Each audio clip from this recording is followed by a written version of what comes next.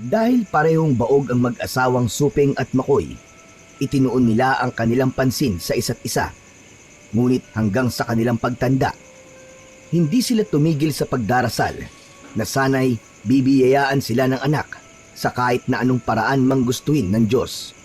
Subalit hanggang sa pagtanda nila, hindi pa rin pinakinggan ng langit ang nag-iisa nilang dalangin. Isang araw, dahil wala na silang panggatong, naisipan nilang pumunta sa gubat para manguha ng mga tuyong sangaroon. Tayo na sa gubat. Kailangan makakuha tayo ng sapat na panggatong. Hindi natin alam kung kailan uulan. Siya nga naman, mas maigi na makarami tayo ng kuha ngayon.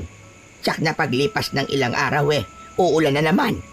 Ikaw na lamang ang magdala ng dahon ng alahaw na magiging panali natin sa mga makukuha natin. O siya, sige. Ako nang bahala doon. Hintayin mo ako at kukuha lang ako doon sa ilog. Bilisan mo, baka mamaya ay abutan tayo ng dapit hapon kapag hindi ka makakabalik kagad. Nagmamadaling umalis si Makoy para manguha ng daon ng buri. Pagkabalik niya, hindi na sila nag-aksaya pa ng kanilang oras at minabutan nilang mag-asawa na maglakad patungo sa gubat. Nasa kalagitnaan sila ng kanilang paglalakad nang muling buksan ni Suping ang topiko patungkol sa pagkakaroon nila ng anak. Siguro kung may anak lang tayo, 3 tayo maglalakad sa gubat ngayon. Sayang nga lang, kahit saang simbahan pa tayo mamanata, parang hindi talaga pinapakinggan ang ating dasal. Sadyang ganyan lang talaga ang buhay. Siguro kaya hindi tayo binayaan ng anak dahil sa ating mga nakaraang buhay ay napakarami nating anak. Hindi bali na. Baka talagang ito ang kapalarang ipinagkaloob sa atin. Wala tayong magagawa kung hindi kailangan natin tanggapin ito ng buong buo. Diyos lang ang tanging nakakaalam kung ano ang kapalaran na nararapat para sa atin. Basta, kung pagkakalooban man tayo ng anak, ibibigay ko sa kanya ang buong pagmamahal ko. Kahit na mahirap lang tayo, hindi ko ipaparanas sa kanya ang mga napagdaanan natin. Ako rin, Suping. Pero malay mo, makakita pala tayo ng sanggol sa loob ng gubat. Ang problema nga lang, baka sanggol na may pangil ang ating matagpuan. Ka nga magbiro ng ganyan, Makoy. Baka mamaya ay magkatotoo at hindi na tayo makalabas pa ng gubat. Basta, kung may ipagkakalooban sa atin ng Diyos, tatanggapin na lang natin at ialay sa Kanya ang buong pagmamahal natin. Dulot ng kanilang pagkikwentuhan habang naglalakad, hindi kagad nila namalayan na nasa tapat na pala sila ng gubat. Bago pa man sila pumasok, pinag-isipan na muna nila kung saan banda sila mangunguha ng panggatong. Akoy, huwag na tayong papasok sa gitna ng bahagi ng gubat Baka mamaya may mga ligaw na hayop pa roon. Diyan na lamang tayo sa bandang gilid para mas madali tayo makakalabas kung sakali. Ikaw ang bahala. Sumunod ka na lang sa likuran ko at ako ang mauuna. Marami naman siguro mga tuyong sangarian. Ibihira lang naman ang mga taong gumagawi rito. Pumasok sina Makoy at Suping sa loob ng gubat. Sinalubong sila ng mga paghuni ng samot-saring ibon at kulisap. Bagay na nagpapakalma sa kanilang dalawa. Agad din nilang iginala ang kanilang paningin sa paligid at pareho silang natuwa nang makitang maraming tuyong sangang nagkalat doon. Sige, dyan ka at pupunta naman ako sa banda roon. Tsak na makakauwi tayo nito kagad. Huwag kang lalayo, Makoy Baka mamaya sugurin ako rito ng mga ligaw na hayop. Basta, sumigaw ka lang na malakas para malaman ko kung nasa panganib ka. Matapos niyang magwika, nagmadali siyang tumungo sa bahaging itinuro niya sa kanyang asawa. Napangisi siya kagad nang makitang napakaraming nagkalat na tuyong sangaroon. Isinilansan niya yon hanggang sa halos kasing laki na ng drum ang kanyang naipong panggatong. Saka itinali ng mahigpit. Ayos ito Kahit na 1 linggo kaming hindi babalik sa gubat, hindi ito mauubos. Tamang-tama talaga ang pagpunta namin dito. Matapos na masiguro ni Makoy ang kanyang pagkakatali ng mga panggatong, Tiningnan niya ang kinaroroonan ng kanyang asawa. Nakita niyang abala si Suping, kaya naman hindi na lang niya ito tinawag. Habang nakamasid sa kanyang asawa, sa hindi inaasahan ni Makoy, ay may narinig siyang kaluskos sa hindi kalayuan. Tiningnan niya ang pinanggagalingan nun, ngunit wala naman siyang nakita. Hindi kaya ligaw na hayop yon? Kailangan na namin makauwi. Supeng! Itali mo na mga nakuha mong panggatong at kailangan na natin makauwi. Binuhat ni Makoy ang kanyang naisalansang panggatong, saka nagmadaling naglakad patungo sa kanyang asawa. Hindi pa man siya nakakatatlong hakbang, bigla niyang narinig ang pagsigaw nito. Makoy! Bilisan mo, dali! Bilisan mo! May ipapakita ko sa'yo! Ano ba yon? Teka lang at naririyan na ako. Nako, baka ahas ka na. Dumistansya ka. Kahit na may binubuhat na panggatong, patakbo pa ring lumapit si Makoy sa kanyang asawa. Nakita niyang nakaluhod yun habang may kung anong tinitingnan malapit sa malaking bato. Ibinaba na muna niya sa lupa ang buwat-buwat niyang panggatong, saka patakbong lumapit sa kanyang asawa. Teka, ano ba yan, Supeng? Bakit minamadali mo ko? Akala tuloy kung napano ka na. Pinakinggan na ng langit ang ating dasal, Makoy. Ngayon, may anak na tayo. Salamat sa Diyos. Salamat at tinupad niyo ang bagay na matagal na naming ipinagsasamo. Pagkalapit ni Makoy sa kanyang asawa, nakita niya na ang tinitingnan pala nito ay isang sanggol na lalaki na nakalapag sa mga tuyong dahon. Sa kanilang pagkawari, kakaluwal pa lang ng sanggol.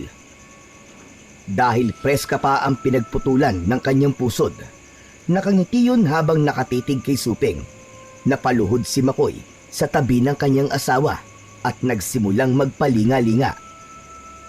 Huwag mo munang hawakan, Suping. Baka mamaya niyan pakanayan ng mga itim na elemento sa paligid. Nakita mo ba kung sino naglapag niyan dito? Malakas ang kutob ko na hindi yan isang basta-bastang bata. Hindi ko nakita kung sino naglapag sa kanya rito. Pero malakas ang aking kutob na pinakinggan na ng Diyos ang matagal na nating idinadalangin. Kung iniwan lang siya ng kanyang mga totoong magulang dito, atin na lang siya. Tingnan mo naman, napakagwapong bata. Yan na nga mismo ang inaalala ko. Paano na lang kung hanapin siya ng mga magulang niya? Darating ang panahon at hahanapin siya o kung hindi naman kaya siya maghahanap sa totoo niyang mga magulang. Ayo na lang. Kung hindi siya kayang panindigan ng kanyang mga magulang, tayo ang tatayong nanay at tatay niya. Natigil ang pag-uusap ng dalawa dahil sa biglaang pag-iyak ng sanggol. Bunsod nito, wala nang nagawa si Suping kung hindi ang kargahin ito. Saka ipaghele, pagkaraan lang ng ilang sandali, natahimik din ang bata at nakatulog. Tignan mo ang amo ng itsura niya. Pumayag ka na kasing maging anak natin ito. Halangan naman pabayaan natin dito rito. Maaatim ba ng konsensya mo kapag kinain ito ng mga mababangis na hayop? Ay nako! Sige na nga! Basta kung may lalapit sa atin at maghahanap sa batang yan, ibigay natin kagad. Mamaya baka kung ano pa ang gawin sa atin ng kanyang mga magulang kung ipipilit natin sa kanila na sa atin ang batang yan. Walang paglagyan ang tuwa ni Suping nung pumayag si Makoy sa kanyang kagustuhan. Nakumbinsi silang walang kukuha sa sanggol at ipinagpalagay nilang sinadyang iwan ito ng kanyang mga magulang. Minabuti nilang umuwi na lang sa kanilang bahay. Karga ni Suping ang sanggol na nooy napapahimbing sa pagtulog. Samantala, buwat naman ni Makoy ang pinagsamang panggatong na nakuha nilang mag-asawa. Habang naglalakad pa uwi, walang paglagyan ng kanilang tuwa ang dalawa. Laking pasasalamat din nila sa Diyos dahil dininig nito ang kanilang mga panalangin. Sa kanilang pag-uwi, minabuti na mag-asawa na magpahinga. Nang magising ang sanggol, minabuti nilang libangin ito. Akaamo talaga ng kanyang muka. Parang si Niño Jesus. Magmula ngayon, tatawagin kita sa pangalang Niño. Payag ka ba ron, Tatay Makoy? Oo na, Nanay Supeng. Tutali, milagro rin naman ang pagkakatagpo natin sa kanya at ibinigay talaga siya sa atin ng Diyos. Magmula ngayon, ang batang yan ay tatawaging Ninyo. Si Ninyo na anak ni Makoy at Supeng. Napahagikgik naman ang sanggol dahil sa sinubukan nilang kilitiin ito. Kinargayon ni Supeng, saka sinayaw-sayaw na siyang naging rason para mas lalo pang tumawa ito. Alam mo, Makoy, ngayon lang ako nakaramdam ng ganitong kaligayahan sa tanang buhay ko. Kahit hindi man ito nagmula sa aking sinapupunan, napakasaya ko dahil kahit sa ganitong paraan ay nagkaroon tayo ng anak. Kaya nga kailangan mapalaki natin siya na maayos, na may takot sa Diyos at may pagmamahal sa kapwa. Ayoko matulad siya sa ibang bata na halos labanan na ang kanilang mga magulang. Basta, hanggat nasa atin pa ang batang ito, anak natin siya. Bahala na ang tunay niyang mga magulang kung kukunin nila ito o hindi. Basta anak natin si Ninyo. Kahit naman mawawalay siya sa atin, kung tutuusin anak pa rin natin siya. Hindi man natin siya kadugo, pero sa puso natin at isipan, bunga siya ng ating pagmamahalan. Pero, sino kaya ang nag-iwan sa sanggol na ito doon sa gubat, nga?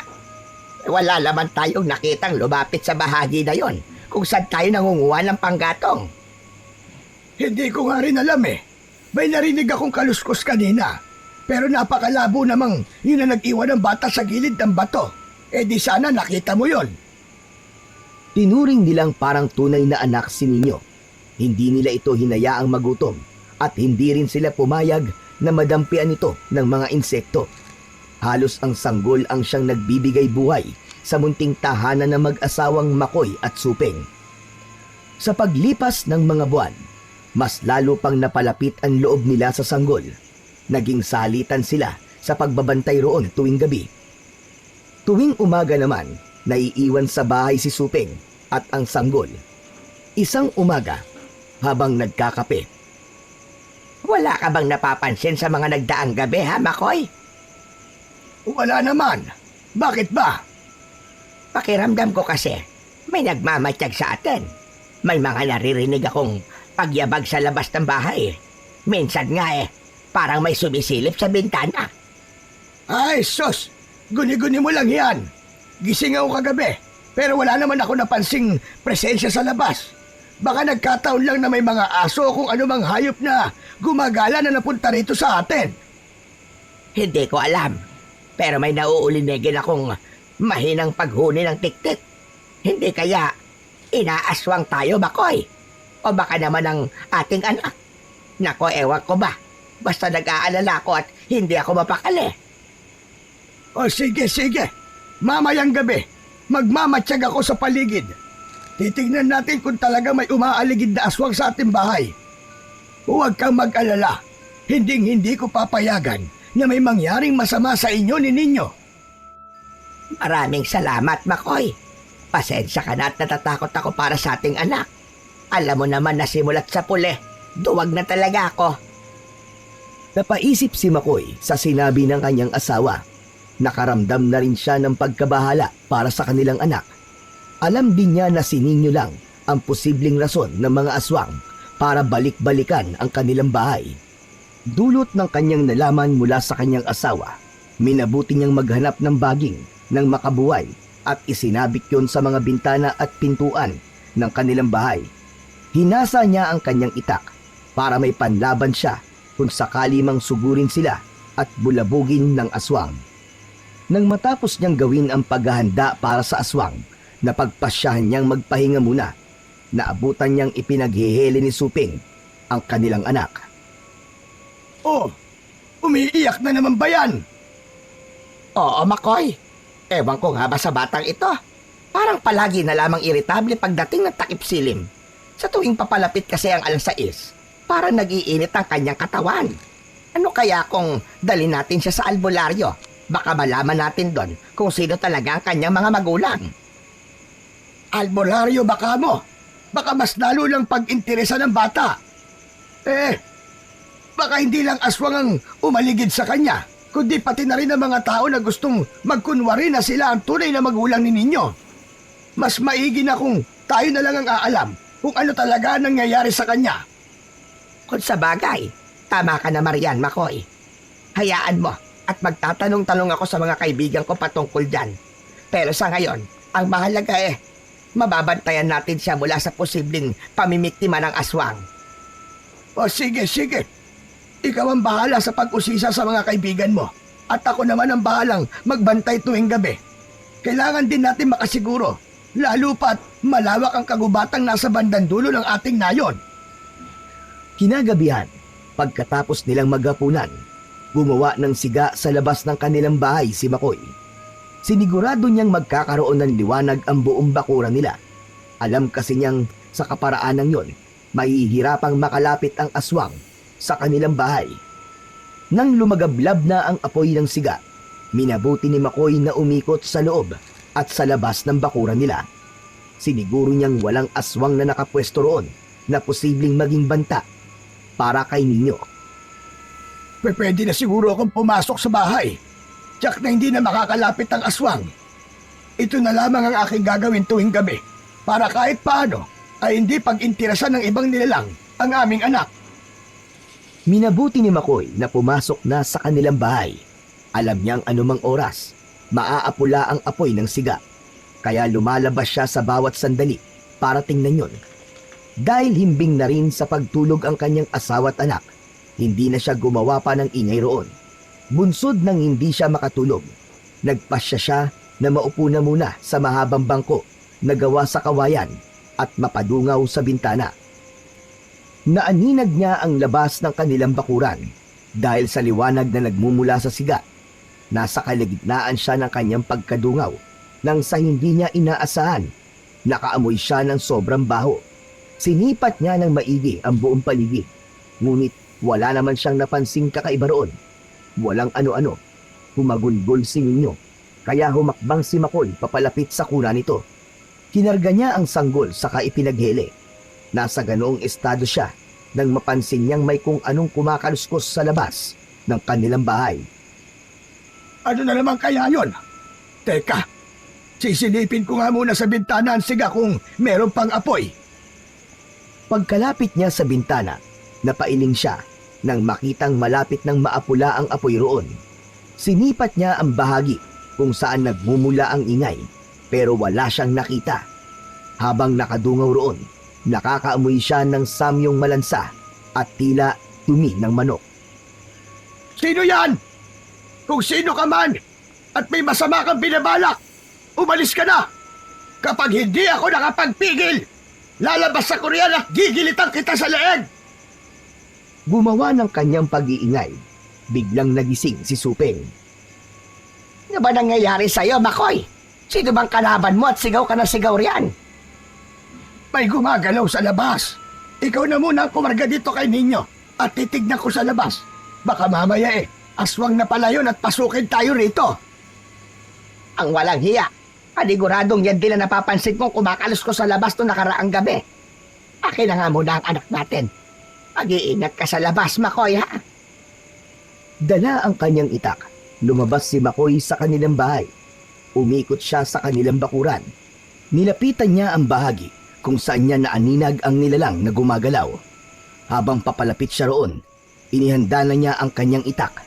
Lumalakas din ang kabog ng kanyang dibdib sapagkat hindi niya alam kung ano ang nilalang na pwede niyang masumpungan. Magpakita ka sa akin! Kung sino ka man! Huwag kang maging duwag! Ang lakas ng loob mo magmatsyag dito sa amin! Ano ang pakay mo? Nagsimula na maglakad si Makoy para hanapin ang naaninag niyang nilalang. Subalit natigilan siya noong makakita siya ng isang lalaki na nakatayo habang nakatalikod sa kanya. Subalit nang mapansin yun ang presensya ni Makoy, dahan-dahan itong lumingon sa kanya. Ator! Na nakababata akong kapatid! Ikaw ba yan? Abay, anong ginagawa mo rito? Oo, kuya. Ako nga to. Nandirito ako para matyagan ang buong baryo nyo. May mga nasagap akong bali-balita na may mga gumagalang aswang dito. at kailangan ko masiguro ang inyong kaligtasan. Ang tagal mong nawala. Saan ka ba nagpunta? Ang buong akala ko ay namatay ka na. Iginugol ko ang aking panahon sa pagiging isang ermitanyo. At ngayon, dahil naramdaman ko na sa panganib kayo, nandirito ako para bantayan kayo. Huwag ka mag-alala, kuya. Hindi ako magpapakita sa mga tao rito. Gusto ko lang na masiguro ang kaligtasan nyo. Kahit na labis na nangungulila si Makoy sa kanyang kapatid, alam niyang hindi sila pwede mag-usap ng matagal. Nagpaalam sa kanya si Sator, ang kapatid niyang mas piniling maging ermitanyo. Huwag kang mag-alala, kuya. Nasa paligid lang ako palagi. At anumang oras, tawagin mo lang ang pangalan ko. Tsak na darating ako. Salamat, Sator. Basta, bukas ang bahay namin para sa iyo, kapatid ko. Kung nais mo manatili rito, walang problema sa akin. Kuya, darating ang panahon at magkakasama rin tayo. Hanggang sa muli, kuya. Nagpaalam kay Makoy si Sator at hawak ang pangako ng kanyang nakababatang kapatid. Muli siyang bumalik sa loob ng kanilang bahay. Magmula ng gabing yon, napansin niyang wala nang bumibisitang aswang o kahit na anong nilalang sa kanila. Sa paglipas ng mga taon, naging isang masigla at mabait na bata si Ninyo. Tumutulong siya kina Supeng at Makoy sa mga gawain. At kahit na nasa edad 7 taong gulang pa lamang ang bata, nagagawa niya ng buhatin ang mga mabibigat na bagay at kaya na rin niyang mag-araro. Madalas din siyang nakikita ng kanyang mga magulang na tumatambay at nagmumuni-muni sa ilalim ng mga punong kahoy. Isang gabi, nagkwentuhan sila habang sila'y naglalatag ng kanilang banig. Nakong bata ka! Huwag ka na nga tumatambay sa malalaking puno ng talisay. Baka mamaya maengkanto ka riyan at hindi na makauwi dito sa atin. Si Itay naman huwag po kayo mag-alala. Wala pong mangyayaring masama sa akin. Mas gusto ko lang po kasi na napapalapit po ako sa kalikasan. Pakiramdam ko po, parang mas nagiging masigla po ako. Ay nakong bata ka, palagi ka mag-iingat ha. Tumatanda na kami ng tatay mo at darating ang panahon na hindi ka na namin magagabayan. Opo, Inay. O siya, sige na. Matulog na tayo at nang maaga tayo magising bukas. Mag-aararo pa tayo sa umaga at mangunguha naman ng panggatong kinahapunan. Natulog na silang tatlo ng magkakatabi. Kinabukasan, pagkatapos nilang mag-agahan, pumunta na sa bukid sina Makoy at Ninyo. Hila ni Makoy ang alaga nilang kalabaw na ginagamit nila sa pag-aararo. Samantalang nakasakay naman sa likuran ng hayop si Ninyo. Habang binabaybay nila ang daanan patungo sa kanilang bukirin, may napansin si Ninyo sa hindi kalayuan. Itay! Mukhang may kung anong nakahandusay sa hindi kalayuan Parang may kung anong umatake ron. Tingnan muna natin. Ano ka mo? Sa banda? Sandali lang at ako na lalapit doon. Hawakan mo na lang itong tali ng ating alaga at huwag kang aalis dyan kahit anong mangyari. Nilapitan ni Makoy ang bahaging itinuro ng kanyang anak. Hindi naman mapakali si Ninyo at minabuti niyang sundan ang kanyang ama. Pagkalapit nila roon, pareho silang nagulat nang makita nila ang isang taong wala ng buhay at nakahandusay sa damuhan. Kinilabutan silang pareho sapagkat nakita nilang wakwak ang tiyan nito at wala nang mga lamang loob. Tayo na anak, huwag na natin pansinin yan. Bahala na ang iba makakakita riyan kung ano ang kanilang gagawin dyan. Hala, bakit po Itay? Ano ba nangyari dyan? Sino po yan at sino ang gumawa sa kanya niyan? Hindi ko alam. Halika na anak. Baka tanghalian tayo at hindi na natin matatapos ang ating gawain sa bukid. Huwag mo nang pansinin yan at kalimutan mo na lamang. Hindi natin alam kung ano nangyari dyan at wala rin tayo nakita. Sige po. Tayo na at nang makauwi na tayo kagad. Umalis silang dalawa roon. Mabilis silang tumungo sa kanilang bukirin at sinimulan na nila ang kanilang trabaho. Subalit kahit na naging abala na si Ninyo sa kanyang ginagawa, hindi niya maiwasan na maalala ang nakita niya sa damuhan. Kinilabutan siya roon at napaisip na nasa panganib sila. Alam kong hindi pa rin nawawala sa isipan mo na laking nakita natin. Pero wala kang dapat na ipangamba. Walang mangyayari sa atin hanggat matibay ang ating paniniwala sa Poong May Kapal. Ang iniisip ko lang po, baka kung anong ligaw na hayop ang gumawa nun at baka hindi lang tayong nasa panganib. Siguro po, nasa peligro na rin ng iba pa nating mga kanayon. Ano pong dapat nating gawin, Itay? Wala tayong dapat na gawin kung hindi manatili na lang sa loob ng ating bahay tuwing gabi. Hindi ko alam kung ano ang gumawa nun. Pero malakas ang kutob ko na ang umatakit ng biktima sa lalaking yon ay isang aswang. Aswang? Ano po ang aswang? Palagay ko, nakakatakot po ang kanyang itsura. Ay nako bata ka, saka ko na lang ipapaliwanag. Basta ang kailangan nating gawin, isara nating maigi ang mga bintana at pintuan para hindi tayo mapasok ng aswang. Opo, O sige na, tapusin na muna natin ito at nang makauwi na tayo. Ipinagpatuloy nilang dalawa ang kanilang gawain hanggang sa tuluyan nilang makatapos. Noon din, umuwi sila ng kanilang bahay para makapagpananghalian at makapagpahinga. Bandang 3:00 ng hapon nang maisipan nilang magtungo sa gubat para manguha ng mga panggatong. Dala ang kani-kanilang itak at panali na dahon ng buri. Dumiretso na sina Makoy at Ninyo sa loob ng gubat. Ngunit dahil wala na ganong tuyong sanga roon, nagpasya sila na tumungo sa pusod ng gubat. Natuwa naman silang dalawa nung makita nilang may mga tuyong sanga roon. Itinuon nila ang kanilang pansin sa pangunguha at pagsalansan ng mga panggatong. Nawili na si Ninyo sa pangunguha at hindi niya namalayan na nakalayo na pala siya sa kanyang ama. naku, nasan ba si tatay? Mukhang napalayo na yata ako sa kanya. Itay! Itay! Iginala ni Ninyo ang kanyang paningin sa paligid, pero wala siyang ibang nakikita kundi ang mga naglalakihang puno. Itay! Huwag mo akong iwan dito, Itay! Kailangan kong mahanap si tatay. Kailangan kong... Natigilan si Ninyo sa kanyang pagsasalita nang makakita siya ng 2 ahas na tila naglalaban sa kanyang unahan. Marahan siyang napaatras at sa hindi niya inaasahan. Natisod siya at bumagsak sa lupa.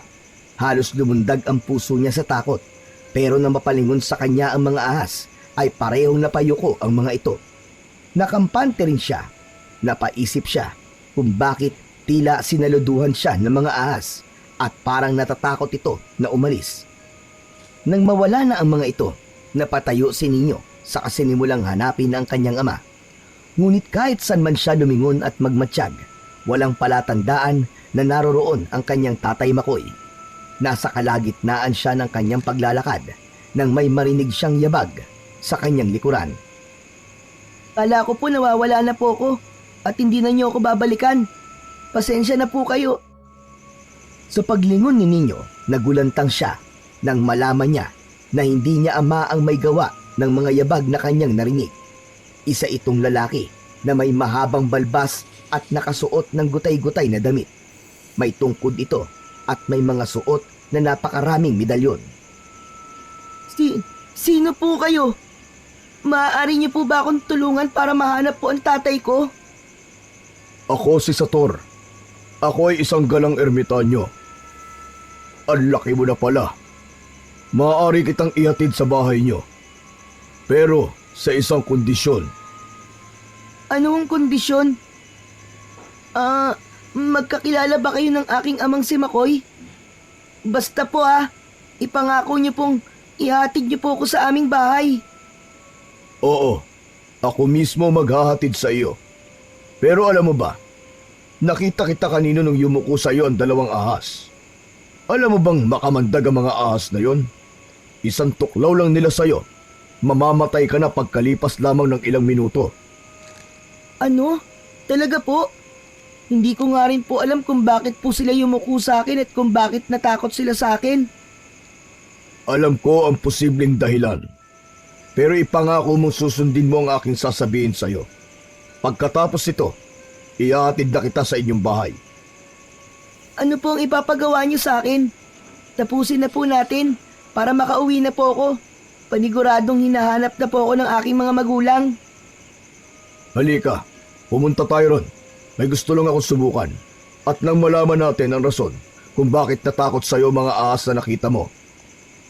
Sumama si Nino sa lalaking nagpakilala sa kanyang sator.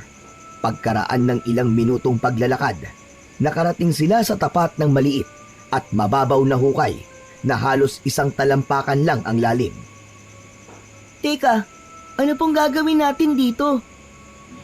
Unin mo ang malakamaong bato na yan at ilibing mo sa mababaw na hukay. Pagkatapos, ay banggitin mo ang katagang sasabihin ko ng 3 ulit. Saka mo suntukin ang bahaging pinaglibigan mo ng bato. Napatango si Nino at ibinaon niya ang bato sa mababaw na hukay. Sambitin mo muna ito ng 3 beses habang nakakuyom ang iyong palad. Hutlay, hutlay, mamunglay, kahit batuman o kahoy ay durog. Pagkatapos, gaya ng sinabi ko, suntukin mo ang pinaglibigan ng bato. Sige po. Hutlay, hutlay, mamunglay. Kahit batuman o kahoy ay durog. Hutlay, hutlay, mamunglay. Kahit batuman o kahoy ay durog. Hutlay, hutlay, mamunglay. Kahit batuman o kahoy ay durog. Matapos sambitin ni Nino ang orasyon, nakaramdam siya ng kakaibang enerhiya. Pakiramdam niya'y binalot siya nito, kaya natigilan siya. Agad naman siyang sinabihan ni Sator na magtiwala sa Diyos at sa kanyang sarili. Sa kanya suntukin ang ibabaw ng pinagbukayan niya. Sinunod naman ni Nino ang sinabi ng ermitanyo at nang matapos niyang gawin ng utos si Sator, biglaan siyang nanlupaypay. Magaling. Sandali lang at hukayin natin ang batong ibinaon mo. Sige po, pero bakit yan ho ang aking ginawa? Para saan po yan? Kapag basag o nagkaroon ng bitak ang bato, panigurado na isa kang bertudes. At yun ang dahilan kung bakit natakot sa'yo ang mga ahas. Hinukay ni Sator ang inilibing na bato at pareho silang namanga nang makita nilang durog yun. Hala, paano po nangyari yun? Napakahina lang naman po ng suntok ko ah. Nagawa mong durugin ng bato dahil isa kang bertudes. Ipinanganak kang nakakapagpagana ng orasyon kahit na hindi mo pa ito debosyonan. Bibihira lang ang kagaya mo, kaya ingatan mo ang iyong sarili na huwag magawi sa kasamaan. Ikaw ang magiging pinakamatinding kalaban o pinakamalakas na kakampi ng mga masasama. Teka po, hindi ko po naiintindihan eh. Ano po bang ibig niyong sabihin? Wala naman po akong mga kalaban. Napakabata ko pa po para isipin po ang mga kaguluhan. Huwag kang magmadali, iho. Darating ang araw at maiintindihan mo rin ang aking sinabi. Ikaw lang din ang makakasagot ng tanong mong yan sa tamang panahon. Habang nasa ganoong sitwasyon sila, napansin nilang naging mabilis ang pagdilim ng paligid. Nagpalinga-linga rin ng ermitanyo na parang may napapansing kakaiba roon. Halika na at ihahatid na kita. Delikado tayo rito. Hindi ko kagad na malayan na may nakamasid sa atin. Nakamasid? Sino po? Mga aswang. Paniguradong aasamin nilang makuha ka. Kahit na anong mangyari, wag na wag kang sasama sa kanila. Papatayin ka lang nila. Minabuti ni Sator na kargahin si Nino sa kanyang likuran. Nang masigurado niyang hindi mauhulog ang bata, nagmadali siyang umalis sa kanilang kinaroroonan. Kumapit ka lang na maigi. Mas bibilisan ko pa ang aking pagtakbo para hindi tayo maabutan ng mga aswang na yon. Sige po, kakapit po ako ng maigi. Hala, teka po, may humahabol sa atin na may nagbabagang mga mata. Malapit niya na po tayo maabutan. Basta kumapit ka lang. Hanggang kasama mo ko. Walang masamang mangyayari sa'yo. Mas lalo pang binilisan ni Sator ang kanyang pagtakbo. Ngunit natigilan siya nang may makita siyang mga aswang na nakaabang sa kanila. Nagbabaga ang mga mata nito at nakahandang sumugod sa kanila. Anong kailangan niyo sa amin? Pabayaan niyo kami. Lubayan niyo ang bata para makauwi siya ng ligtas. Ako na lang ang harapin niyo. Ano po ang gagawin natin? Paniguradong may masama silang binabalak sa atin. Baka kung mapano po ako, panigurado po, hahanapin po ako ng aking mga magulang. Tibayan mo lang ang loob mo at magdasal ka para makaligtas tayo. Mga nasa 10 aswang nakapaligid sa atin ngayon at wala tayong magagawa kundi ang harapin sila. Simulan mo na magdasal at ako nang bahalang kumalaban sa kanila. Taimtim na nagdasal si Ninyo para sa kanilang kaligtasan. Nanatili siya sa likuran ni Sator na naghahanda na para depensahan ng bata laban sa mga aswang. Napaangil naman ang mga nilalang na nakapaligid sa kanila habang nakatitig sa kanila ng mabalasik. Hindi ako papayag na makuha niyo ang batang ito. Alam kong pakikinabangan lang ninyo ang pagiging bertudis niya para mapalawak pa ninyo ang inyong kapangyarihan. Nang makita ni Sator na papasugod sa kanya ang aswang, napatakbo na rin siya para salubungin ito. Itinaas niya ang kanyang tungkod at nang makalapit na ang nilalang, buong lakas niya itong hinambalos. Tumilapon ang aswang. Pagkakita ng iba pa niyang kasama, sabay-sabay silang sumugod kay Sator. Para maprotektahan naman ang batang Bertudes, ibinigay nito ang kanyang tungkod at sinabihang usalin ang nag-iisang katagang nakaukit doon. Nang mapasakamay ni Ninyo ang tungkod ng ermitanyo, binalot siya ng kakaibang enerhiya na wala ang takot na kanyang nararamdaman at napalitan yon ng tapang at lakas ng loob. Banggitin mo sa isip mo ang salita at ihambalos mo sa mga aswang na lalapit sa iyo. Basta, tandaan mo na ang itak mo. Gagamitin mo lang yan kapag nasa desperadong sitwasyon na tayo. Sige po. Dumikit ka lang sa akin. Kailangan matalo natin ang mga aswang na ito para makauwi ka na sa inyo ng ligtas. Pagkakita ni Ninyo na papalapit sa kanya ang isang aswang, hindi na siya nag-alangan pa. Inusal niya ang nakaukit na kataga sa tungkod at buong lakas na pinalo ang kalaban. Namilipit yun sa sakit, kaya muli niya itong hinambalos. Nakita ni Sator ang ginawa ni Ninyo, kaya pinaalalahanan niya ito. Mag-ingat ka. Huwag kang magdadalawang isip na patayin ng mga aswang na ito. Kapag sila naman ang nagkaroon ng pagkakataon, paniguradong papatayin ka din nila. Tayo, gamitin mo ang iyong itak at tuluyan mo ang aswang na yan. Huwag mo nang bigyan pa ng pagkakataon. Napatango si Ninyo sa sinabi ng ermitanyo. Pagkakita niyang marami ang kinakalaban ni Sator, binalak sana niyang tagain ang aswang para matulungan ng kanyang kasama. Napaiktad na lang siya nang may lumundag sa kanyang likuran na naging rason para matumba siya. Nabitiwan ni Ninyo ang kanyang itak at maging ang tungkod ng ermitanyo. Mabilis siyang nilapitan ng aswang at pinaibabawan. Nang pambuno silang dalawa, pero nahirapan na ang aswang na kalabanin siya. Hindi ako magpapatalo sa'yo. Hindi ako babayag na hindi ako makakauwi. Hinahanap na ako ng aking mga magulang. Loko-loko kang aswang ka. Buong lakas na itinulak ni Ninyo ang aswang. Pagkaatras ng aswang, napatayo siya. Saka dinampot niya ang tungkod ni Sator. Sinambit niya sa kanyang isipan ang katagang nakaukit doon, sabay palo sa bandang leeg ng aswang. Lahat ng mga aswang na naroroon at maging ang ermitanyo ay napalingon na makarinig sila ng ingay. Napako sa kanyang kinatatayuan si Ninyo. Napanganga siya dahil sa isang malakas na pagpalo niya sa ulo ng aswang. Napugutan yon ng ulo. Yan nga. O ano ngayon? Kilalanin niyo kung sino ang kinakalaban niyo. Kung ayaw niyo matulad kayo sa kauri niyo. Gusto ko na pong umuwi. Hinahanap na po ako ng aking mga magulang. Pauwiin niyo na po ako. Dinampot ni Ninyo ang kanyang itak at nagsimulang maglakad papalapit kay Sator.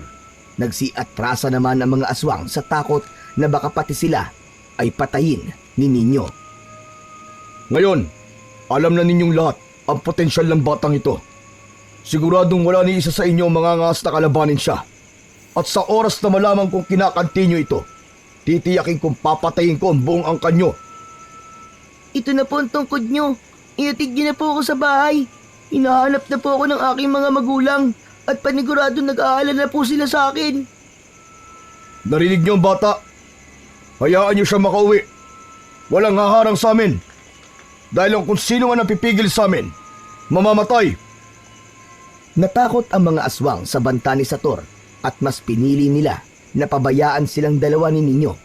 Isa-isa silang umalis sa harapan ng dalawa at nang wala na ang mga aswang, nagpatuloy sila Ninyo at Sator sa kanilang paglalakad hanggang sa matanaw na nila ang bahay ni Suping at Makoy. Kahit na dito nyo na lang po ako iatid. Hindi na po ako natatakot. Ang pinag-aalala ko lang po, baka na bahala si nanay at tatay. Hindi. Hayaan mo akong ihatid ka hanggang sa bahay niyo. Ako mismo magpapaliwanag sa ama mo kung ano nangyari para maunawaan ka niya. Pero, Wala nang pero-pero. Pumayag ka na para makasigurado tayo sa iyong kaligtasan. Walang nagawa si Ninyo kung hindi ang pumayag. Pagkarating nila sa tapat ng kanilang bakuran, agad na tumawag ang bata. Nagpaligsahan naman sina Suping at Makoy sa pagbaba para salubungin siya. Ay nako, ano nangyari sa'yo at bakit ngayon ka lang umuwi? Hanap ng hanap ang ama mo sa'yo, pero hindi ka niya nakita. Ang buong akala namin ay napano ka na anak. Mabuti na lang at nakauwi ka rito ng ligtas. Abay, sino ba naghatid sa'yo? Bago pa man makapagsalita si Ninyo, napatitig na si Makoy sa kanyang kasama. Sa unong pagtitig ay hindi niya nakilala ang kasama ng anak niya. Pero makaraan ng ilang minuto, napagtanto niya kung sino yon. Ikaw ba yan, Sator? At tagal nating hindi nagkita. Hindi ko man lang nalaman na naririto ka lang pala sa ating bayan. Ang buong akala ko, nasa ibang lugar ka at doon ka nananatili. Oo, Kuya Makoy. Ako nga ito. At kagaya ng aking sinabi ng huling pagkikita natin, sinubaybayan ko kayo. Kaya nga kahit hindi ko man ito nakilala ng lubos ang batang to, alam ko rin ninyo ang kanyang pangalan. Ninyo ang kanyang pangalan. Ang bilis nga ng panahon at halos magwawalong taon na siya. O ba narinig ko, Makoy? Kapatid mo siya. Oo, mahal kong asawa. Siya ang aking nakababatang kapatid na si Sator. Nagkahiwalay lang kami dahil mas pinili niya ang maging isang ermitanyo. Abay kung gayon, hindi ka basta-basta tao. Pero, paanong pala nakita itong anak namin at naihatid mo dito? Ano ba nangyari? Magsasalita sana si Ninyo, pero sinenyasan siya ni Sator na manahimik. Sinunod naman niya ito at mas piniling yumakap sa kanyang ina. Mahabang kwento eh. Nakita ko siyang umiiyak sa loob ng gubat, kaya minabuti kong iuwi siya rito. Abay, teka. Bakit may bahid kayo ng dugo? Ito ba? Wala ito, kuya. Mantsa lang ito mula sa nahulog na bunga na hindi ko matukoy na puno. Mantsa baka mo. Bakit ang lansa? Magsabi ka nga ng totoo sa akin, Sator. Ano ba talaga nangyari sa inyo? Hindi yan mantya, Makoy. Amuyin mo ang damit ng ating anak. Amoy dugo. Nako ninyo, kung saan-saan ka sumusuot. Ano na lang kung napahamak ka? O sige, Kuya Makoy. Sasabihin ko na ang totoo. Pero pwede bang pumasok na muna tayo sa bahay nyo? Pagod din kasi ang anak nyo eh. Pumasok silang apat sa bahay nila Makoy. Pagdating nila roon, hindi na naglihim pa si Sator. Sinabi niya ang lahat-lahat ng nangyari na naging rason para mapatulala ang mag-asawa. Kuya, isang bertudes si ninyo at kailangan mapangalagaan niyo siya. Kung hindi nga siguro ako dumating, baka tinangay na siya ng mga aswang. Hindi basta-basta ang anak nyo at yak nahahabulin siya ng mga aswang. Diyos ko po, ano bang mas maigi naming gawin? Kaya siguro kahit nung bata pa yan marami lang umaaligid sa bakuran namin. Nawala lang yon nung dumating ka na at sinabing magbabantay ka palagi sa paligid namin. Huwag kayong mag-alala, kuya. Gagabayan ko siya para mas mahasa pa niya ang kanyang kakayahan. Sa ganung paraan, malalaman na ninyo kung paano niya makokontrol ang kanyang taglay na kapangyarihan.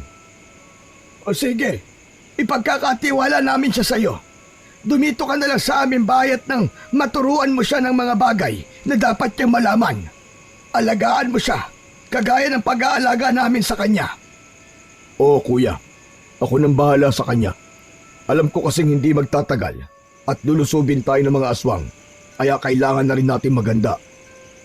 Diyos na mahabagin. Huwag naman sanang ipahintulot ng langit na sinabi mo. Hindi ko alam kung ano ang aking gagawin kung susugurin tayo ng mga aswang. Huwag ho kayo mag-alala, ate. Hindi ko kayo pababayaan. Marahil sa pagdating ng panahon na yan, malakas na si ninyo at kayang-kaya niya kayong pangalagaan. Sana nga. Pero nag-aalala pa rin ako para sa anak namin. Baka hindi niya kayanin ang mga pagsasanay na gagawin nyo. Pabayaan na lamang natin si Sator. Alam niya ang kanyang ginagawa, Supeng. Basta, patuloy pa rin natin gagabayan at aalagaan ang anak natin. Hindi rin natin alam kung kailan tayo kukunin na may kapal. Huwag ka naman magsalita ng ganyan, kuya. Mabubuhay pa kayo na matagal. At masasaksiyan pa ninyo na magkaroon ng apo mula kay ninyo. Napatitig si Sator sa bata at parang may kung anong emosyon ang sasabog sa kanyang kalooban. Matapos ng kanilang naging usapan, nagpasya silang apat na maghapunan. Hinayaan na muna nilang nakatulog si Ninyo bago magkwentuhan patungkol sa mga nangyari. Nasa kalagitnaan sila ng kanilang pagkikwentuhan nang matahimik si Sator at napatulala. May problema ba? Bakit bigla ka natahimik? Hindi ko alam kung paano sasabihin sa inyo. Pero Ano ba ang gusto mong sabihin? Sige na at makikinig kami ng ate mo. basta, huwag kayo mabibigla. Sana pagkatapos ninyong malaman ng totoo, hindi niyo ako itatakwil. Wala naman akong balak na agawin sa inyo ang bata. Parehong napakunot ng noo ang mag-asawa. Ano bang ibig mong sabihin? Sige na. Hindi kami magagalit at hindi magbabago ang tingin namin sa iyo. Sige na, Sator. Sabihin mo na sa amin ang gusto mong sabihin. Naghihintay kami. Napatitig si Sator sa mag-asawa, saka ito napayuko. Kasi nung pumunta kayo dito sa gubat dati, nakita kong lungkot sa inyong mga mata. Naisip ko na marahil dahil yun sa kawalan nyo ng anak.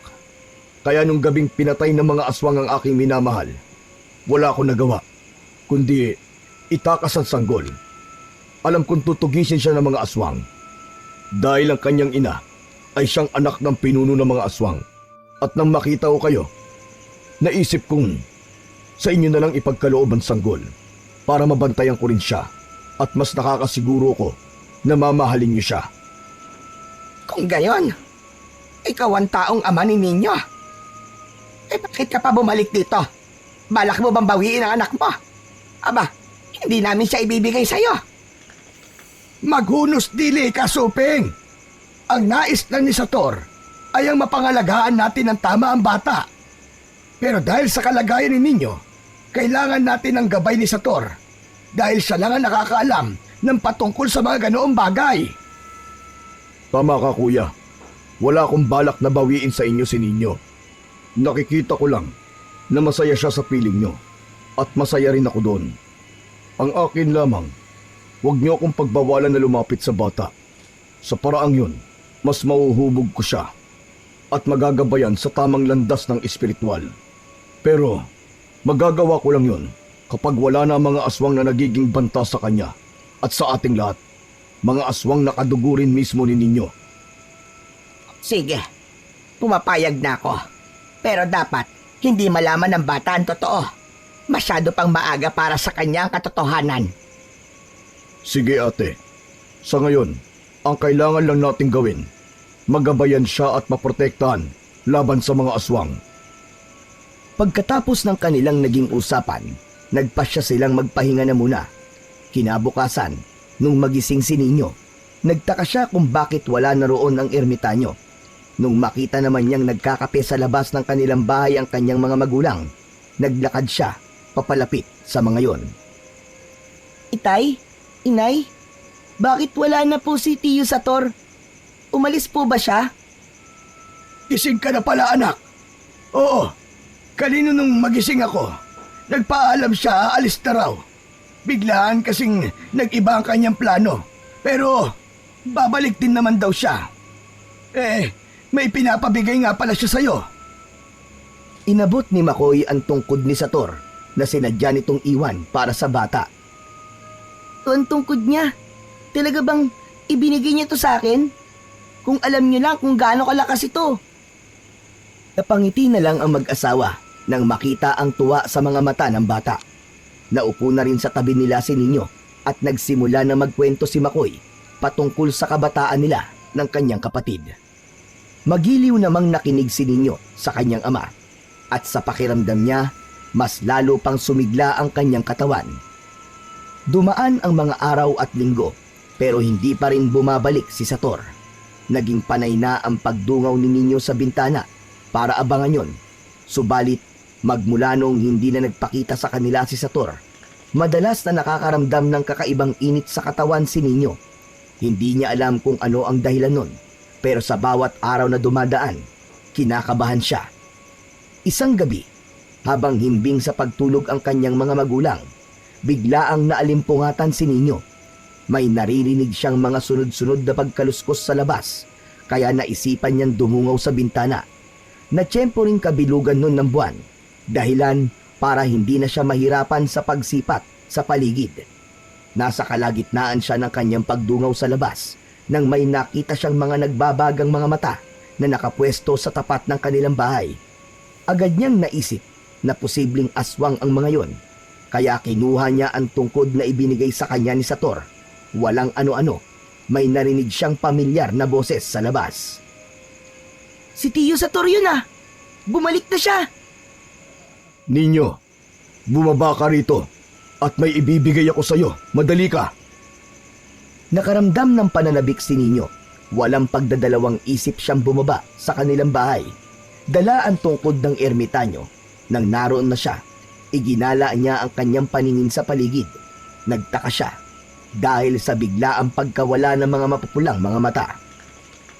Narito ako sa labas ng bakuran nyo. Halika rito.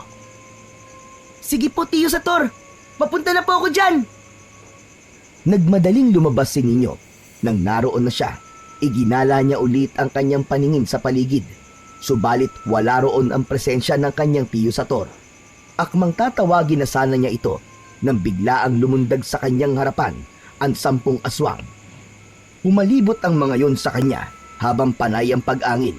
Alam ni Ninyo na nasa peligro siya, kaya inihanda niya ang kanyang hawak na tungkod. Nasaan si Tiyo Sator? Niloloko ba niyo ako? Natigilan si Ninyo sa kanyang pagsasalita at napabaling ang kanyang atensyon sa kanilang bahay. Bigla kasi siyang nakarinig ng malakas na kalabog at sinundan yun ng pagsigaw ng kanyang mga magulang habang tinatawag ang kanyang pangalan. Ninais sana ng batang Bertudes na bumalik sa loob ng kanilang tahanan, ngunit umatake sa kanya ang isang aswang na naroon. Walang nagawa si Ninyo kundi ang protektahan ng kanyang sarili kahit pa na wala siyang alam sa pakikipaglaban. Nagdasal siya na sana'y magkaroon siya ng lakas. Pagkatapos nito, inusal niya ang katagang nakaukit sa tungkod.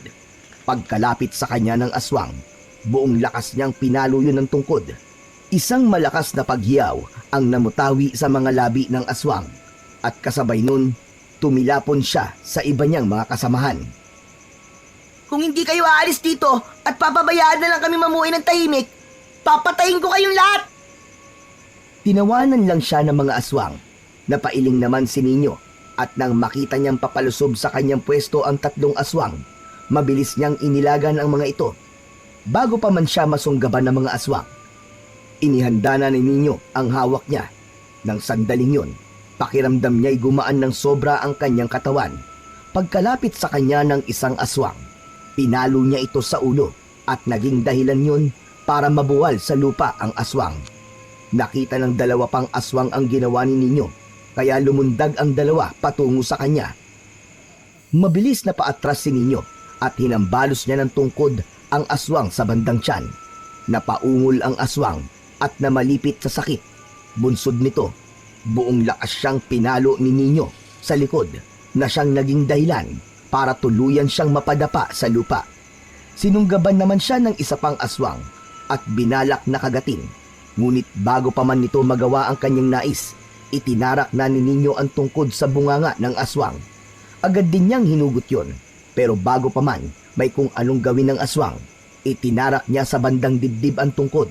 Susugod na rin sana ang iba pang aswang kay Ninyo, pero may sumigaw sa kanila na naging dahilan para isa-isa silang umalis para tumakas. Sina nanay at tatay, baka kung ano na nangyari sa kanila. Nagmadali siyang pumasok sa kanilang bahay. Ngunit pagpasok niya, wala na roon ang kanyang mga magulang. Ang naabutan ni Ninyo ay ang wasak nilang bubungan at dingding. Napahagulgul siya at napalupasay sa saig. Hindi niya alam kung saan hahanapin ang kanyang mga magulang. Ginusto niyang sundan ang mga aswang pero hindi niya alam kung ano ang kanyang madadatnan sa kuta ng mga yon.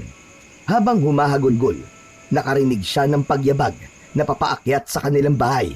Pagkatitig ni Ninyo sa pintuan, nakita niyang si Sator yun. Ano nangyari rito?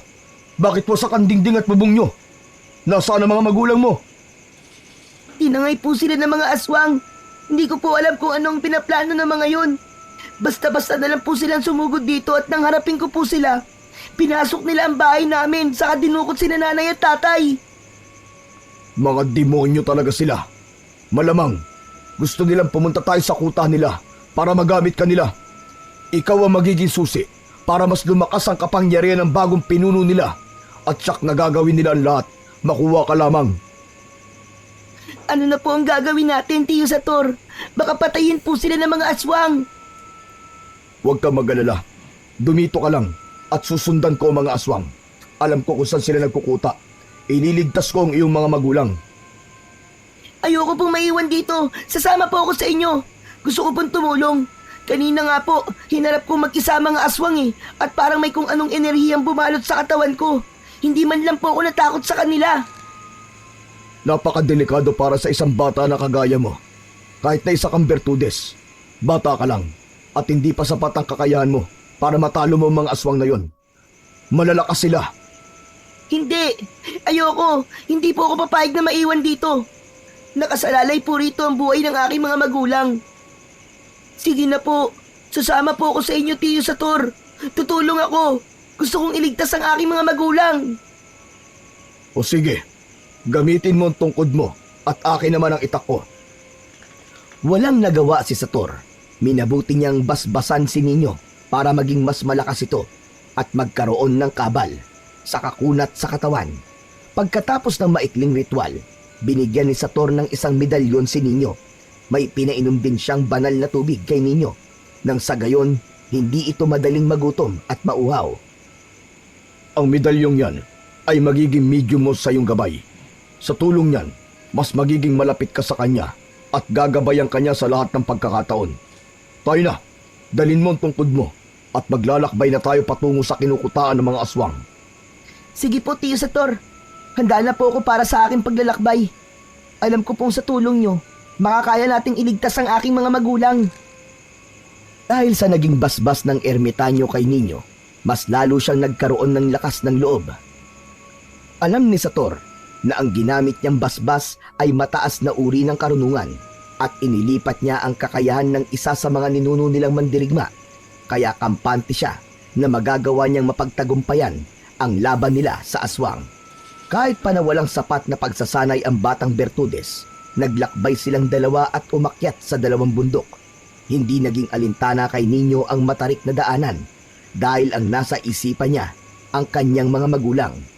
Noong lumaon, nakarating sila sa isang nayon na napapaligiran ng bakod na gawa sa kung anong baging. Nandirito na tayo. Kailangan nating mag-ingat. Malakas ang pandama ng mga aswang at anumang sandali, malalaman nila ang ating presensya. Sumunod ka lang sa akin. Sige po, Tiyo Sator. Pumasok sina Ninyo at Sator sa loob ng kuta ng mga aswang.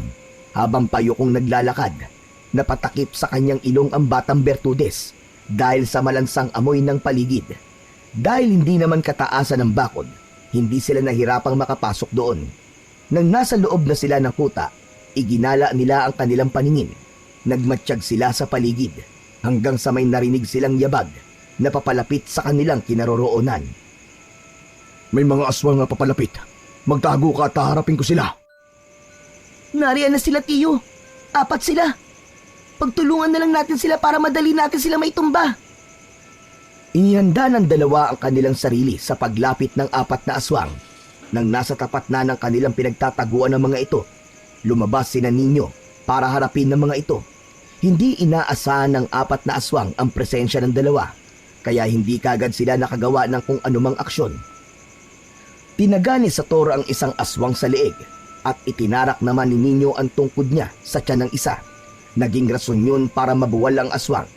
Pagkakita ng dalawa pang mga aswang sa ginawa ni Ninyo, mabilis silang sinunggaban ng ermitanyo. Nagpumiglas si Sator.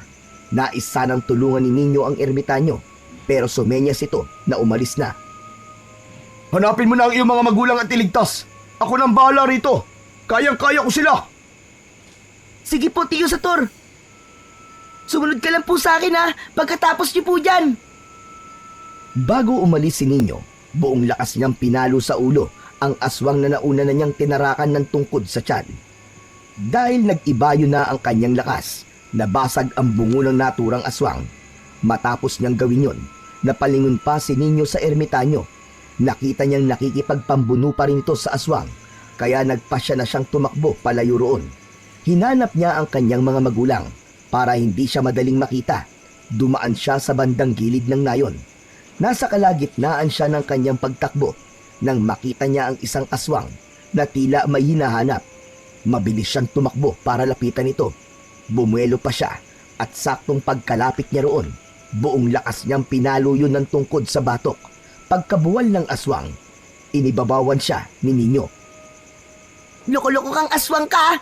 Sabihin mo sa akin kung nasa naroroon ang aking mga magulang. Ang mag-asawa na dinukot nyo. Sabihin mo! Sabihin mo! Napangisi lang ang aswang at hindi man lang nagsalita. Sinubukan niyang lumaban kay Ninyo, pero nahintakutan ang aswang nang malaman niya kung sino ang umiibabaw sa kanya. Inambahan ng batang Bertudes ang nilalang na yon, natatarakan ng tungkod ang bunganga. Subalit kahit na anong gawin niya, hindi pa rin nagsasalita ang aswang. Matapang ka talaga ha. Kung hindi ka magsasalita at kung hindi mo ituturo, papatayin na lang kita. Total, yan din ang gusto kong gawin sa inyong lahat. Agad na umiling ang aswang. Sinabi niyang ituturo niya kay Ninyo ang kinalalagyan ng mga magulang nito. Basta hindi lang siya papatayin. Hinayaan naman ng bata na makatayo ang aswang at binalaan na kapag gumawa ng hindi kaaya-aya ay bigla siyang papatayin nito. O sige, tayo na. May usapan tayo ha. Hindi na dapat tayo mag-aksaya ng oras. Nagsimulang maglakad ang dalawa. Nauna ang aswang at nasa likuran naman si Ninyo. Habang naglalakad, nakaramdam ng kakaiba si Ninyo. Alam niyang may mali, kaya inihanda niya ang kanyang sarili. Iginala niya ang kanyang paningin sa paligid. Pero nagtaka siya dahil wala man lang ibang aswang na naroon. Alam ni Ninyo na may mali roon, pero patuloy niyang sinundan ang aswang at umasa na dadalhin siya nito sa kanyang mga magulang. Makaraan ang ilang minutong paglalakad, nakita ni Ninyo ang kanyang mga magulang na nakagapos sa isang malaking punong kahoy. Napapaligiran yon ng mga sulo, kaya napakaliwanag ng paligid. Dahil sobrang tahimik doon, mas lalo pang naging masama ang kutob niya. Nagpatuloy sila sa kanilang paglalakad hanggang sa napansin ni Ninyo na may nakadapa sa madilim na bahagi. Nagbabaga ang mga mata nun, kaya alam niyang mga aswang sila. Walang ano-ano, may narinig na mga yabag si Ninyo at nang lumingon siya, nakita niyang may papasugod sa kanyang mga aswang na hindi bababa sa 10 ang bilang. Noon din, sumigaw ang aswang na sinusundan ni Ninyo, kaya bumangon din ang mga aswang na nakadapa para sumugod sa kanya. Nagulat doon ng batang Bertudes at dahil sa galit niya, buong lakas niyang hinampas ng tungkod ng aswang at nabuwal yon sa lupa. Agad din niyang nilapitan ito, sinakal, saka ginamit bilang panakot sa iba pang aswang para hindi siya lapitan ng mga ito. Habang nasa ganoong sitwasyon sila, may narinig silang isang sigaw. Sinipat ni Ninyo ang pinagmumulan nun at nang malaman niyang si Sator yun, alinya kagad ang leeg ng aswang na kanyang sinasakal. Matapos yun, tumayo siya at tinulungan ng ermitanyo sa pakikipaglaban sa mga aswang. Mas lalo pang nag-ibayo ang kanyang galing at sa pinagsamang lakas nilang dalawa, siya bilang isang batang Bertudes at si Sator na isang ermitanyo, hindi sila nahirapang talunin ng mga aswang na naroon. Puntahan mo ang iyong mga magulang at iligtas. Kailangan kong hanapin si Barukan, ang pinuno ng mga aswang. Sige po, Tiyo. Mag-iingat po kayo. Pagkatapos ko pong iligtas si Nanay Suping at Tatay Makoy, tutulungan po kita para mapatay ang pinuno ng mga aswang. Nagmamadaling tumakbo si Ninyo para puntahan ang kanyang mga magulang. Hindi niya nanilingon pa ang ermitanyo at minabuting ituon na muna ang sarili sa kanyang misyon. Habang papalapit siya sa punong pinagkagapusan ng dalawa, hindi inaasahan ni Ninyo may napansin siyang kakaiba. Para kasing parehong tulog ang kanyang mga magulang. Gayunpaman, nilapitan niya ito at nang ilang metro na lang ang layo niya sa mga ito, nagsimula ng tumulo ang kanyang mga luha. Nakita niyang duguan ng dalawa at parehong nakayuko. Nakita rin niyang wakwak ang dibdib ng kanyang ina at may mga kalmot naman ang kanyang ama. Pagkalapit niya roon, nakumpirma niya ang kanyang nakita at napagtantong wala ng buhay ang kanyang ina at napabaling naman ang kanyang pansin kay Makoy. Nang marinig niya itong napaungol ng mahina, sinubukan niya itong kalagan pero panandalian lang siyang natigil nang makitang umiiyak ang kanyang ama. Itay, patawad po't nauli ako ng dating. Kung hinabol ko po agad ang mga aswang na yon, tiyak po na hindi kayo magkakaganito. Patawad po! Wala kang kasalanan, anak. Ang punot dulo nito ay ang mga aswang. Sila ang may kasalanan. Sila ang pumatay sa iyong ina at sila rin ang gumawa nito sa akin. Alam kong hindi na ako magtatagal at sasama na ako sa iyong ina. Kaya bago ang lahat, may gusto akong sabihin sa iyo. Ano po yun, Itay? Ang tiyo sa turbo. Ang tiyo. Opo, kasama ko po siya. Tinulungan niya po ako para iligtas kayo. Ang tiyo sa turbo. Ang totoo mong ama. Ang iyong ina ay isang aswang na pinatay ng kanyang kalahi. At ngayon, tsuhin mo ang namumuno sa kanila. Bilisan mo at tulungan mo ang totoo mong tatay. Ilang segundong napatulala si Ninyo dahil sa kanyang nalaman. Naghalo-halo ang kanyang emosyon at hindi niya alam kung paano niya paniniwalaan ang kanyang tatay Makoy. Nung magawa na niyang kalagan ang kanyang ama, biglaan siyang napaiyak nang mawari ang wala na itong buhay. Halos hindi siya makapaniwala sa mga nangyari. Subalit tumatak sa kanyang isipan na kailangan niyang patayin ang pinuno ng mga ito. Dahil doon, kinalagan na rin niya ang kanyang nanay Supeng saka itinabi sa tatay Makoy niya. Matapos niyang gawin yon, nagmadali siyang umalis para hanapin ang ermitanyong si Sator na siyang tunay niyang tatay. Hinalugog niya ang buong kuta ng mga aswang, ngunit labis ang kanyang pagtataka nang hindi niya nakita ito. Minabuti niyang sumigaw para tawagin si Sator hanggang sa may naaninag siyang naglalakad sa medyo madilim na bahagi. Sino yan? Magsalita ka! Ako ito, Sator. Tumakas ka na rito. Baka hindi mo siya kayanin. Iligtas mo na lang ang iyong sarili at magpakalayo-layo. Opo ba ang sinabi ni Tatay Makoy?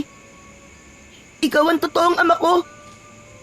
At tsuhin ko ang pinuno ng mga aswang? Hindi sumagot si Sator sa naging tanong ni Ninyo. Naging mabilis ang paglalakad nito palapit sa batang Bertudes at nang nasa tapat na ni Ninyo si Sator, biglaan itong bumagsak. Wala na rin ang mga medalyon at mutya na ikinikwintas nito. Napatiim ng bagang si Ninyo nang makita niyang puno ng sugat ang totoo niyang ama at may kagat pa sa leeg. Tumakas ka na. Iligtas mo ang iyong sarili. Hindi na mahalaga ang katotohanan. Ang importante ay makaligtas ka. Iligtas mo ang sarili mo. Dahil kahit ako ngang isang ermitanyo at napakaraming gamit, ay natalo niya. Sagutin niyo po muna ako. Totoo ba ang sinabi ni Tatay Makoy? Napaiyak na si Sator at sinubukang haplusin ang pisngi nito. Oo, anak. Anak kita. Kinakailangan kitang ibigay sa Tiyo Makoy at Tiya Supeng mo na itinuring mo mga tunay mo magulang. Dahil tinutugis ako ng mga aswang. Ang mga aswang na yon, ang kalahi ng iyong ina. Pero, nang malaman ng lolo mo na nagkakaibigan kami, ipinatugis niya ako. Nang hindi niya ako mahanap, pinatay niya ang nanay mo. Mabuti na nga lang at may isa akong kaibigan sa nasasakupan ng lolo mo. Itinakas ka niya at ibinigay sa akin. Yun nga lang, nang malaman ng lolo mo ang ginawa niya, pinatay rin siya nito. Hindi ko na alam kung ano ang sumunod na nangyari. Nalaman ko na lang ng tiyo Barukan mo ang naging pinuno ng mga aswang. Mga hayop sila! Papatayin ko sila! Ipaghihiganti ko si inay, si Nanay Suping at Tatay Makoy, at maging ikaw, Itay! Tumakas ka na lang dito. Bilang ama mo, sundin mo ang gusto ko. Yun ang huling pakiusap ko sa iyo, anak. Hindi po! Ipaghihiganti ko kayo. Hintayin niyo lang po ako dito at babalikan ko po kayo dito. Sandali lang po! Walang nagawa si Sator sa kagustuhan ng kanyang anak. Napatitig na lang siya rito at hindi nakapagsalita dahil sa labis na siyang nangihina. Nagsimula na rin maglakad si Ninyo para hanapin ang pinuno ng mga aswang. Subalit ng mga ilang metro na ang kanyang layo sa kanyang ermitanyong ama, nakarinig siya ng malakas na pag-ungol. Agad siyang napalingon doon at nakita niya ang isang mabalahibong nilalang na may nagbabagang mga mata. Nakatayo ito habang pilit niyang inaalalayan sa pagtayo si Sator. Sino ka? Bitiwan mo ang ama ko! Demonyo! Ako ang kalabanin mo! Ikaw na pala ang aking pamangkin. Ano ba ang pangalan mo? Alam mo bang matagal na kitang pinasusubaybayan? Ngayon nandirito ka na. Handa ka na ba na isalid sa akin ang likas mong kapangyarihan? Hindi kita tsuhin, hayop ka! Wala akong tsuhing demonyo! Bitiwan mo ang aking ama at ako ang harapin mo! Sige na anak, tumakas ka na. Bago pa mahuli ang lahat, huwag mo na akong intindihin. Tumahimik ka, mahinang ermitanyo. Ikaw ang mahina! Kung talaga malakas ka, hindi ka papatol sa mahina at sugatan. Tayo ang maglaban at alamin natin kung sino mas malakas sa ating dalawa! Napangisi ang pinuno ng mga aswang at binitiwan niya si Sator. Sa isang pagkisap ng mga mata ni Ninyo, mabilis itong tumakbo para sugurin siya. Iniangat naman ng batang Bertudes ang tungkod na hawak niya sa ere at kasabay nun, nagdasal siya ng taimtim. Naalala niya ang sinabi ng kanyang tunay na ama na kaya niyang magpagana ng mga orasyon sa anumang lengguwahe. Kaya yun ang kanyang ginawa. Saktong pagkalapit ng aswang, buong lakas niyang pinalo yun sa ulo. Hindi naman inaakala ni Barukan ang lakas ni Ninyo, kaya biglaan siyang napalupasay sa lupa. Muli pa sanang papaluin ni Ninyo ang pinuno ng mga aswang, pero sa isang pagkisap ng kanyang mga mata, nawala ito. Iginala niya ang kanyang paningin hanggang sa may naramdaman siyang enerhiya sa kanyang likuran. Bunsod nito, gumulong siya sa lupa para ilagan yon. Nang lingunin niya yon, napagtanto niyang ang pinuno yun ng mga aswang. Ilang beses pa silang nagsagupaan at ilang beses ding tumilapon si Barukan. Gayunpaman, hindi ito sumuko sa pag-atake kay Ninyo. Si Ninyo naman, hindi rin natinag sa pinuno ng mga aswang. Maliban sa lakas niya bilang isang Bertudes, humuhugot din siya ng lakas sa kanyang tatay Sator, Tatay Makoy at Nanay Suping. Ang hina mo pala eh! Inaakala ko pa naman na malakas ka dahil hindi hamak na mas bata ako kaysa sa'yo. Sige pa! Sumugod ka pa at nang malaman natin kung hanggang saan ang kaya mo. Dali! Sugod! Napaangil ang aswang at nanggalaiti kay Ninyo. Nang makita naman ng batang Bertudes na balak ni Barukan na sumugod sa kanya, inihanda niya ang kanyang sarili. Ilang sandali pa, nang makita ni Ninyo na papasugod sa kanya ang aswang, buong bilis niyang itinarak sa lupa ang kanyang tungkod. Umusal din siya ng dasal sa kanyang isipan. Malaki ang naging tiwala niya sa kanyang sarili na kaya niyang talunin ang pinuno ng mga aswang. Saktong paglapit ni Barukan sa kanya, mabilis niyang ipinihit ang kanyang katawan. Buong lakas niyang pinalo sa dibdib ang aswang, kaya saglit itong natigilan. Pagkakita ni Ninyo, bumelo siya at inusal niya ang nakaukit na kataga sa tungkod. Pinalo niya sa leeg ang aswang at naging dahilan yon para mapasuka ito ng dugo. Sinubukan pang tumayo ng pinuno ng aswang para labanan si Ninyo, pero bago pa man siya makatayo, Hinambalos na siya ni Nino sa kanyang tuhod. Napaluhod ang pinuno ng mga aswang at nang akmang dadapa na sana siya sa lupa, isinalampak ng batang Bertudes ang dulo ng tungkod sa bunganga ng pinuno ng mga aswang. Hayop ka! Yan ang nararapat sa'yo! Walang puwang sa mundong ito mga kagaya mo! Ngayon, magiging payapa na ang kaluluwa ni Nanay Suping at Tatay Makoy! Sinubukan pang agawin ng aswang ang tungkod ni Nino, pero bago pa man niya magawa yon, pwersahang itinarak ng bata ang tungkod sa lalamunan ni Barukan. Tumagos yun sa kanyang batok at agad ding nabuwal ang pinuno ng mga aswang. Hinugot na lamang ni Nino ang kanyang tungkod at pinagmasdan ang pinuno ng mga aswang. Hindi niya napigilan ang kanyang luha dahil sa mga nangyari. Nung masiguro niyang wala ng buhay ang pinuno ng mga aswang, nagpasya siyang tumakbo para puntahan ang kanyang ama. Saktong pagkalapit niya roon, napansin niyang hindi na gumagalaw si Sator. Dahil dito, labis siyang nag-alala. Itay! Itay! Tumilat ka! Itay! Huwag mo akong iwan! Hindi pa tayo nagkakasama na matagal, hindi ba? Tatay Sator! Tatay Sator! Anak, Tay, huwag ka mamamatay! Huwag mo akong iiwan gaya ng ginawa ni Nanay Suping at Tatay Makoy! Masyado pa akong bata para iwan mo! ang hindi ko na kaya, anak. Anumang oras, bibigay na ang aking katawan. Napahagulgol si Nino. Hindi niya alam kung ano ang dapat niyang gawin. Ilang sandali pa, naisipan niyang ipahawak sa kanyang ama ang tungkod. Taimtim namang nagdasal si Nino. Tinawag niya ang lahat ng mga santong kilala niya. Humingi rin siya ng pabor sa mga diwatang nakatira sa paligid nila. Habang ginagawa niya yon, umiiyak siya. Tulungan niyo po ang aking tatay para magkaroon po siya ng lakas at hindi siya mamatay. Maawa na po kayo! Habang nasa ganoong sitwasyon sila, bigla ang umulan ng malakas. Himala naman na nanumbalik ang lakas ni Sator. Kaya gano'n na lamang ang pagpapasalamat ni Nino. Napayakap siya sa kanyang ama at nagpasalamat din ito. Nang makatayo na si Sator, minabuti nilang dalawa ni Nino na kunin ang bangkay ni Suping at Makoy at inilibing nila yon sa labas ng kuta ng mga aswang. Kapag may oras tayo, bibisita tayo rito. Panigurado naman na wala na ang aswang na magkukuta dito. Dahil matatakot sila dahil sa sinapit ng kanilang mga kalahi. Kaya nga po, Itay. Sa wakas po, wala nang aswang ang mag-aasik ng takot.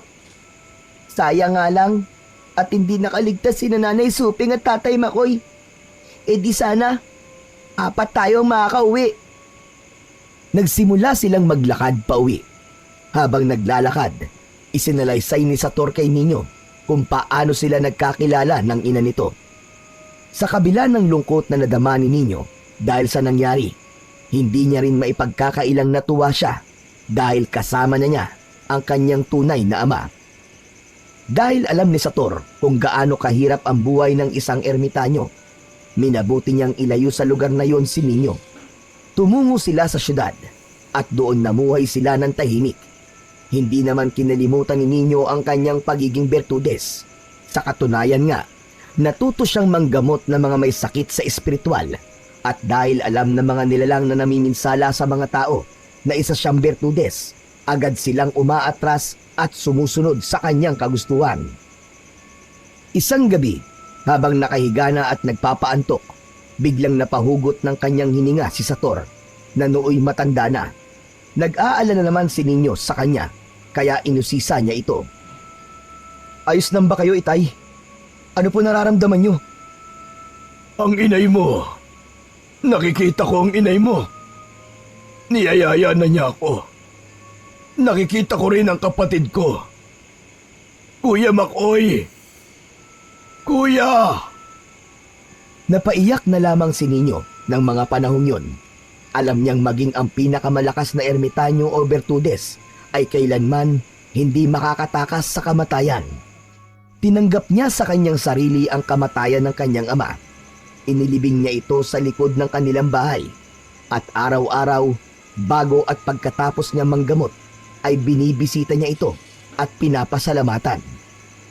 Alam niyang kahit sa ganoong paraan lang ay matutuwa rin ang kanyang ama, at kahit na hindi niya nabisita pang muli ang puntod ng Nanay Suping at Tatay Makoy niya, alam ni Nino na natutuwa ang mga ito dahil sa ginagawa niyang pagtulong sa mga nangangailangan.